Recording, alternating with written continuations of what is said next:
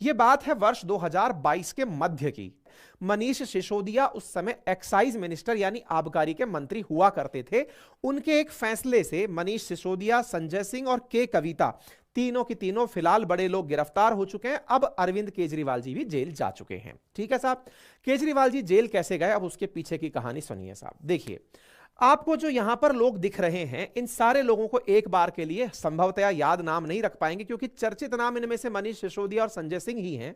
लेकिन अगर आप यहां पर कुछ नामों को देखें, जिनमें से एक व्यक्ति का नाम दिखाई दे रहा है विजय नायर, समीर महेंद्रू, अमित अरोड़ा, राघव मांगुटा, पी शरत रेड्डी, नाम से अगर पहचाने तो कुछ लोग आपको साउथ इंडियन यहां पर देखने लगेंगे। अभिषेक बोनपल्ली, बुची बाबू गोरांटला, बिनाय बाबू, गौतम मल्होत्रा, राजेश जोशी। अगर आप यहां पर नोटिस करें तो यहां पर कुछ लोग आपको साउथ के लोग दिखाई देने लगेंगे, दक्षिण भारत के लोग दिखाई देने लगेंगे। अब आपके दिमाग में एक बड़ा प्रश्न बनने लगेगा, दक्षिण भारत के लोगों का दिल्ली में क्या कनेक्शन है। अब उसे थोड़ा सा समझते हैं। देखिए, दिल्ली के अंदर केजरीवाल साहब के नेतृत्व में जो मनीष सिसोदिया जी काम कर रहे थे, वो एक पॉलिसी लेकर आए। 17 नवंबर 2021 में दिल्ली सरकार ने राज्य के अंदर नई शराब नीति लागू करी, जिसमें शहर को यानी पूरी दिल्ली को 32 जोन में बांट दिया गया। हर जोन में ज्यादा से ज्यादा 27 दुकानें खुलनी थी। इस प्रकार से कुल मिलाकर 849 दुकानें खुलना निर्धारित हुआ। दिल्ली की जो नई सरकारी नीति बनाई गई, इसमें दुकानों को सभी को प्राइवेट कर दिया गया। इससे पहले क्या होता था कि दिल्ली की शराब की दुकानों में 60% दुकानें सरकारी होती थी यानी सरकार चलाती थी, और 40% दुकानें प्राइवेट होती थी।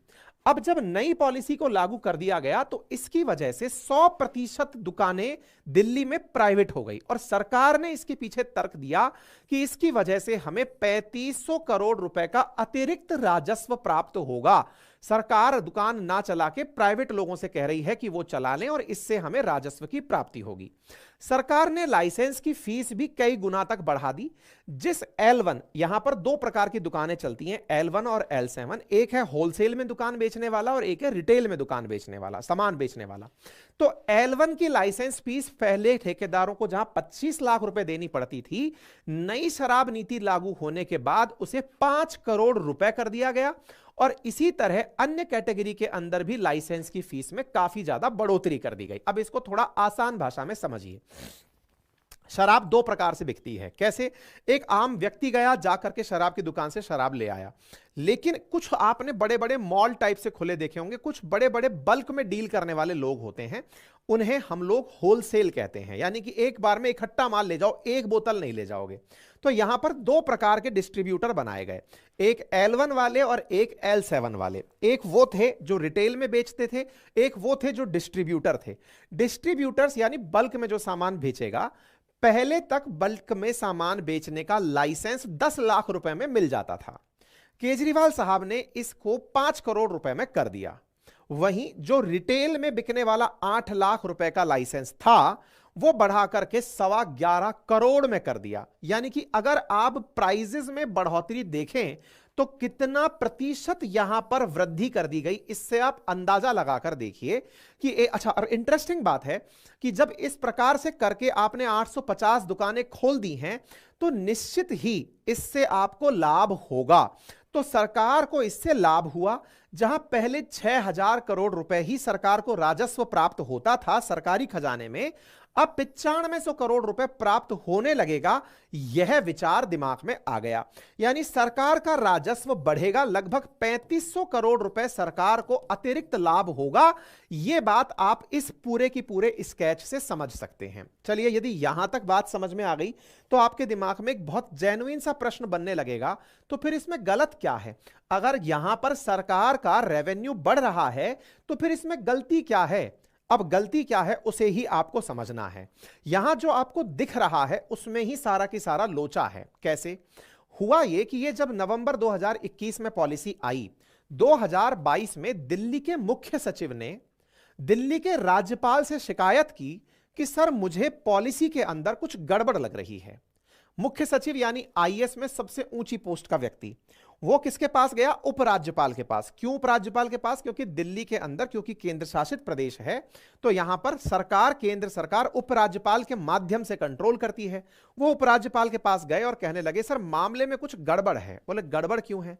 बोले सर गड़बड़ ये है, जो मुझे लग रहा है कि आपने 10 लाख और 8 लाख वाले जो छोटे मोटे लोग थे, जो शराब बेचने वाले लोग थे, उनको एक ही बार में समाप्त कर दिया। समाप्त कर दिया से मतलब जहां एक आम आदमी भी, छोटा व्यापारी भी दारू की दुकान खरीद सकता था, अब आपने इतना महंगा कर दिया उस दुकान को कि यह आम आदमी की बस की बात ही नहीं बची। अब जब ये आम आदमी के बस की बात नहीं बची तो निश्चित ही इसमें कोई बड़ा व्यापारी आकर के ही भाग लेगा, क्योंकि अगर 11 करोड़ की एक दुकान हो जाएगी तो ये तो बहुत सारे लोगों के रीच से ही बाहर हो गई। तो बोले एक तरीके से पहला पॉइंट तो यह हुआ कि इन्होंने छोटे व्यापारियों को खत्म करने के लिए यह प्रयास किया। चलो खैर कोई बात नहीं, अल्टीमेटली इससे राजस्व की वृद्धि हो रही है तो इसमें कोई गुनाह होना नहीं चाहिए। पर बोले सर इसमें गुनाह है। बोले गुनाह क्या है? बोले सरकार ने लाइसेंस फीस बढ़ाकर यह तो कर दिया, दिखा दिया टेबल पर कि इतना लाभ होगा, लेकिन सरकार ने एक्साइज ड्यूटी घटा दी। बोले मतलब दुकान वाला क्या वाकई में इतना पैसा कमा पाएगा? तो इसका जवाब छिपा था शराब की कीमतों में। क्या था? जरा इधर देखो। अब भाई आपने 11 करोड़ की दुकान कर दी तो इसका मतलब यह हुआ कि दुकानदार भी 11 करोड़ रुपए कमा लेता होगा। भाई कमाएगा तभी तो देगा, तो इसका मतलब कमाएगा कैसे वो? अब वो उधर चलिए आप। तो मान लो पहले शराब की एक बोतल 530 रुपए की हुआ करती थी। 530 रुपए की जब बोतल हुआ करती थी पुरानी शराब नीति में, तो व्यापारी को उसमें मात्र 33 रुपए का मुनाफा हुआ करता था और सरकार को 329 रुपए टैक्स प्राप्त होता था। शराब की दुकान पे से अगर आपने शराब खरीदी है तो लगभग 60% सरकार का मुनाफा होता था।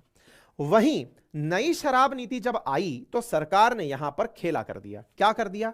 सरकार ने कहा कि उससे ठेकेदार से कि ठेकेदार अब यह मुनाफा तेरा ही हो गया, हमने तो आपसे एक ही बार में दुकान में पैसा ले लिया, अब यह आपकी मर्जी है कि आप इस मुनाफे को कितना रखना चाहते हो। 363 रुपए दुकानदार को मुनाफा दे दिया गया। सरकार ने कहा कि मैं मात्र 3.78 रुपए ही एक्साइज की ड्यूटी वसूलूंगी, बाकी तुम ऐश करो, हमें कोई मतलब नहीं है। अच्छा, प्रथम दृश्यता ये बहुत अच्छा प्लान दिखाई देता है। क्यों दिखाई देता है? सरकार ने हेडेक दूर करके बहुत अच्छे से दुकानें पहले ही बेच दी। अब वो दुकानदार समझे और उसका मामला समझे, वो यहां पर बेनिफिट देकर चला गया। पर सरकार को तो लाइसेंस फीस मिलनी थी, लाइसेंस फीस मिल गई। लेकिन अब चूंकि ये काम हुआ तो यहां पर बहुत सारे लूपहोल्स आने लगे। क्या लूपहोल्स आने लगे? चूंकि छोटे कारोबारी इसमें इन्वॉल्व नहीं हो सकते थे तो एक बड़े कारोबारियों का ग्रुप आने लगा और उस बड़े कारोबारी का नाम था साउथ ग्रुप। अब यहां पर जो एक ग्रुप एंट्री किया वो था साउथ ग्रुप। दक्षिण भारत के नाम पर एक ग्रुप रजिस्टर्ड था दिल्ली के अंदर, जिसने बड़ी संख्या में यहां दुकानें उठाने का निर्णय किया कि अब यह मामला सारा अपन संभाल लेंगे। अब चूंकि सरकार ने कह दिया है पैसा अधिकतम आप ही को कमाना है, तो इन लोगों ने दुकानों की सब लेटिंग कर दी, यानी कि ब्रांचेस खोलना, विज्ञापन करना, शराब को बहुत आसानी से गली मोहल्लों में उपलब्ध कराना। जहां पहले वार्ड में 2 दुकानें खोली जा सकती थी तो उन्होंने ब्रांचेस और डाल दी। बोले हम तो इतना पैसा देकर आए हैं तो हम तो भरपूर लाभ कमाएंगे, हम अपनी तरफ से फ्री हैं। बोले साहब इसमें भी चलो कोई बात नहीं, इसमें घोटाला कहां छिपा है, हमको तो यह समझ नहीं आ रहा है। सरकार का तो अल्टीमेटली फायदा ही हुआ है ना, घोटाले की कहानी क्या है? तो अब घोटाले की कहानी क्या है उसको समझते हैं। देखिए, अगर आप इस न्यूज को ध्यान से देखें तो नवंबर 2021 में लाई गई पॉलिसी को जुलाई 2022 में वापस ले लिया गया। मतलब सरकार ने कहा कि हम इस पॉलिसी के आधार पर काम नहीं करेंगे। विचार कीजिए, नवंबर 21 में आप पॉलिसी लाए हो और जुलाई 22 में आप पॉलिसी को हटा रहे हो। तो यहां पर 2 प्रकार की बड़ी घटनाएं हुई। जिसने दुकान पहले पैसे देकर खरीदी है वो निश्चित ही इस बात से खफा होगा कि मैं इतना पैसा दे चुका हूं आपको, अब आप पॉलिसी हटा रहे हो, मैंने इतना धंधा विकसित कर लिया तो मेरा तो नुकसान हो गया। अब लेकिन इस पर सवाल उठने शुरू हुए कि सरकार ने यह सारा काम क्यों किया। तो जुलाई 2022 से पहले ही वो जो चीफ सेक्रेटरी थे ना दिल्ली के, वो जाकर के किससे मिल लिए थे? लेफ्टिनेंट गवर्नर से, कि सर मामले में गड़बड़ है। सिसोदिया जी को जब ये बात समझ में आई कि मामला गड़बड़ पता चल गया है, इस विषय पर इन्होंने पॉलिसी को विड्रॉ कर लिया। यह वैसे हुआ जैसे आपने अगर 100 कमरे में लोग बैठे हों और आपने कहा मुझे पता है कि चोर कौन है, और चोर खुद उठ करके कह दे कि मैंने चोरी की है। सिसोदिया जी पर यह शक और गंभीर हो गया कि इसका मतलब इन्होंने, अगर मैंने शिकायत की और इन्होंने पॉलिसी वापस कर दी, इसका मतलब दाल में काला है नहीं, दाल ही काली है। तो दाल काली कैसे है?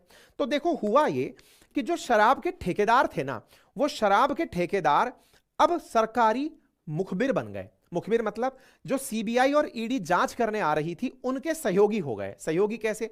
बोले सर हमें पता है कि मामले में गड़बड़ क्या है। बोले बताओ भाई क्या गड़बड़ है? बोले सर गड़बड़ यह है कि यह व्यक्ति हमको शराब लाइसेंस देने के नाम पर हमसे एडवांस पैसे लिया था, हमसे रिश्वत वसूली गई थी। बोले मतलब यह है कि तुम ही लोग, बड़े लोग इसको ले पाओगे, इसके लिए हमसे अलग से पैसे लिए गए थे कि हम तुम्हारे लिए पॉलिसी बनाएंगे। उनमें से एक व्यक्ति संजय अरोड़ा नाम का ठेकेदार सरकारी गवाह बन गया कि मैंने पैसे दिए थे, मैं गारंटी हूं इस बात की, तब जाकर सरकार ने हमें लाइसेंस दिया था। बोले उस पैसे का क्या किया? बोले उस पैसे का जो 22 के अंदर पंजाब में इलेक्शन हुआ था ना, उस इलेक्शन की फंडिंग करने के लिए जो केजरीवाल जी हैं, इन्होंने अपने जो मीडिया चीफ हैं उनको कह के कहा था कि ये मेरा लड़का है अय्यर करके, बोले इसको पैसे दे दो। तो इस प्रकार से इन लोगों ने ठेके लेने की एवज में हमसे पैसे लिए थे। अब ये साउथ ग्रुप की कहानी क्या है? देखिए तेलंगाना के जो सीएम हुआ करते थे चंद्रशेखर राव, उनकी बेटी है के कविता, हाल ही में वो भी गिरफ्तार हुई हैं। और उनकी क्या कहानी है? के कविता जी ने साउथ ग्रुप की लॉबिंग की थी केजरीवाल जी से बात कराने के लिए कि केजरीवाल जी, साउथ का एक ग्रुप है जो दिल्ली में आकर के दुकानें लेना चाहता है। तो बोले फिर? बोले आप उनको दुकानें दे दो, ये आपको ऊपर से जो पैसा होगा वो दे देंगे। अब आप कहेंगे ये तो केवल कयास ही हैं। अगर कह रही हैं आतिशी जी आकर मीडिया के सामने कि पैसा है कहां, दिख कहां रहा है पैसा, अरे वो पैसा तो इलेक्शन में खर्च हो गया। यही तो बात कही जा रही है कि पंजाब के इलेक्शन में दिल्ली के अंदर ये जो रिश्वत का पैसा आया था वहीं गया। तो इस प्रकार से लगभग 260 करोड़ रुपए इस पॉलिसी के अंदर से निकाल करके शुरुआती टोकन मनी के रूप में ही दे दिया गया था। यानी उन ठेकेदारों ने जब छोटे मोटे ठेकेदारों को खत्म कर दिया, तो बड़े ठेकेदार अपनी तरफ से सरकार को पैसा पकड़ाकर फंडिंग कर दिए चुनाव में कि लीजिए सर चुनाव लड़िए आराम से। ठीक है, अब यहां पर एक बड़ा सवाल बनकर आया कि लेकिन इससे भी सरकार का तो फायदा ही हुआ। एक तरफ से तो सरकारी राजस्व बढ़ रहा है और दूसरी तरफ से चुनाव की फंडिंग भी हो गई। ये तो आम के आम और गुठलियों के दाम हो गए, पैसा किसी को मिला नहीं। तो फिर करप्शन कैसे हुआ? करप्शन नियति के अंदर ऐसे हुआ कि यहां पर उन ठेकेदारों को लाभ पहुंचाने के लिए सरकार के द्वारा, आम आदमी पार्टी के द्वारा जो अभी बढ़ाकर फीस दिखाई गई थी, इस फीस में मध्य में चल के राहत दे दी गई। यानी पहले तो छोटे कारोबारियों को खत्म किया गया, बड़े कारोबारियों को धंधे में लाया गया, बड़े कारोबारियों को धंधे में लाने की रिश्वत ली गई, ऐसा ईडी का आरोप है। रिश्वत लेकर के और उन्हें सरकारी तरह से बेनिफिट दिया गया। कैसे? उनसे बाद में यह कहा गया कि आप कोरोना के कारण चूंकि सेल्स कर नहीं पाए हो, कोई बात नहीं, थोड़ा कम पैसा हमें दे दो। यानी एक प्रकार से सरकार को जो वाकई में पैसा मिलने वाला था 9500 करोड़, वो मिला नहीं। वो पेपर्स में ही दिखाया गया कि इतना पैसा मिलेगा, वो मिला इसलिए नहीं क्योंकि सरकार बीच में उनसे कहने लगी कोई बात नहीं, आपने ऑलरेडी बहुत महंगी दुकानें उठा ली हैं, इनको चलने दो। कुल जमा बात यह है कि सरकारी खाते में जो पैसा वाकई में आना चाहिए था, जो सपने वाकई में दिखाए गए थे, वो पैसा भी नहीं आया। नंबर दूसरा, इस काम को करने की एवज में जिन लोगों ने रिश्वत दी थी, वो रिश्वत देने वाले लोग सरकारी गवाह बन गए। सरकारी गवाहों को पकड़ के ईडी ने जब तार से तार जोड़ने शुरू किए, तो इन तारों में कई लोगों के नाम जुड़ते चले गए।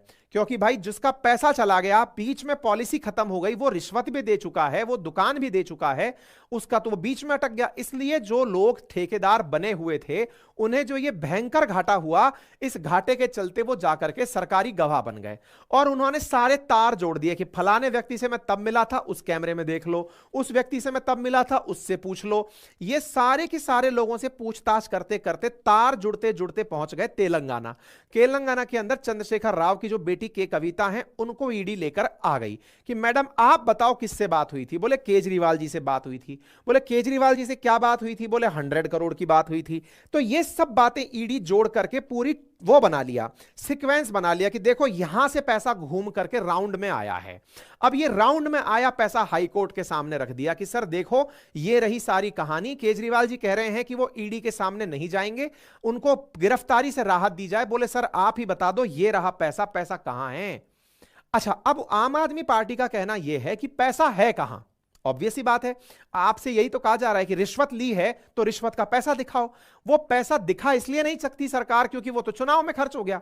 जो पंजाब के इलेक्शन हुए उन इलेक्शंस में जो खर्चा हुआ वो यहां से निकल कर गया था। तो उधर से अगर टेक्निकल पॉइंट पर चला जाए तो पॉइंट तो केजरीवाल जी का भी सही है, पैसा है कहां, किसको दिख रहा है पैसा।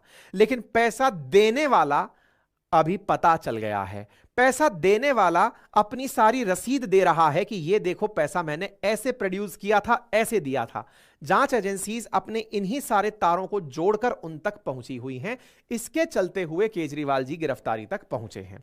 अब यहां पर एक बड़ा जो पॉइंट निकल कर आता है, ये सारी की सारी बातें जो मैंने बताई हैं ये सारी मैंने लिखित में दे दी हैं, कैसे कैसे किसको मुनाफा हुआ, क्या हुआ, पंजाब के इलेक्शंस को इसके माध्यम से इन्फ्लुएंस कराया गया है ना। साथ में इन लोगों का पूरा की मतलब पूरा साउथ ग्रुप ने कार्टेल बना करके ये के कविताएं जिनको गिरफ्तार करके लाया गया है, ईडी ने इनको गिरफ्तार किया इस एक्साइज पॉलिसी के अंतर्गत।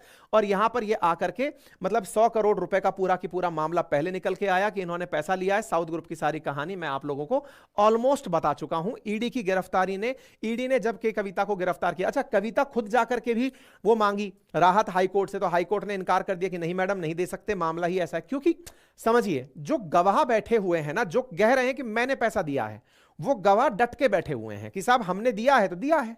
अब दिया है तो गवाह के चलते वो सब अंदर, भाई क्राइम के अंदर जो क्राइम करने वाला व्यक्ति वो खुद कह रहा है कि मैंने इसको पैसे दिए हैं। अब बोलो वो खुद का इतना बड़ा करोड़ों का कारोबार दुकान दाव पे लगा के बैठा हुआ है।